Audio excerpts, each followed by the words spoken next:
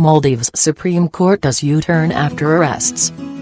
The Maldives Supreme Court has performed a U-turn on its decision to free 9 convicted politicians, hours after the arrest of 2 of its judges. The court's remaining 3 judges have issued a statement saying the order has been revoked in light of the concerns raised by the president. President Abdullah Yameen has declared a state of emergency to investigate a coup against him. The opposition has called for other countries to intervene in the crisis. President Yameen ordered the arrest of Chief Justice Abdullah Said and another judge, Ali Hamid, on Monday. On Tuesday, the president gave a televised address saying, "I had to declare a national emergency because there was no other way to investigate these judges." The remaining judges then issued a statement saying they were rescinding the original order. How did we get here? Last week's original, unanimous court ruling quashed the convictions of 9 opposition figures and ordered the release of those behind bars. It said they should all be retried.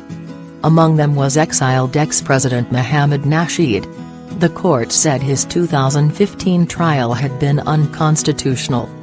The ruling also declared that 12 MPs stripped of their seats should be reinstated, which would see the opposition's parliamentary majority restored. The move took the nation by surprise and the government responded by suspending parliament. Under emergency rule, security forces are now freer to make arrests, and public gatherings are banned.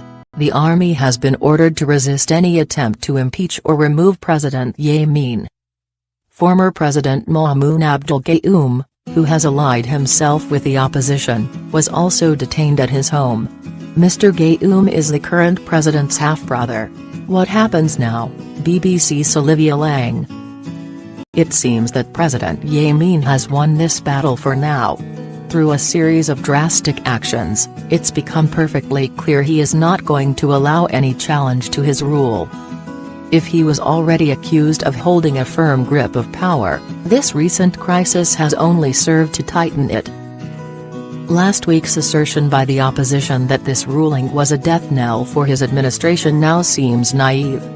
Even if elections are held later this year as planned, with all Mr. Yameen's political opponents behind bars, it's difficult to see how any poll would be credible.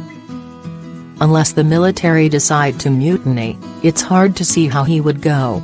What has the reaction been? There has been international condemnation of the government's moves, with the US expressing concern. Mr. Nasheed has specifically appealed for intervention from India, to help release prisoners, and from the US, to curb leaders' financial transactions. Mr. Nasheed became the first democratically elected president of the Maldives in 2008. He was forced to stand down following an army rebellion 4 years later, and was tried under anti-terror laws in 2015. He now lives in exile in Sri Lanka.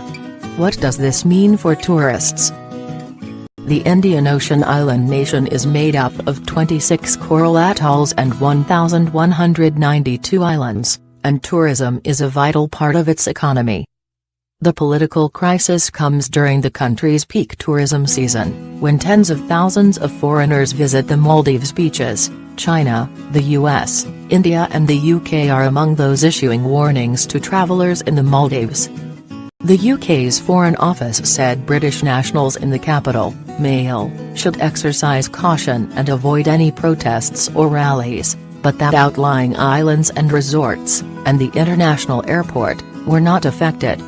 Tourism was worth $2.7 billion, £1.9 billion, to the Maldivian economy in 2016. It is the biggest industry in the country, home to just 400,000 people, and could be hit hard if the crisis worsens and puts people off traveling.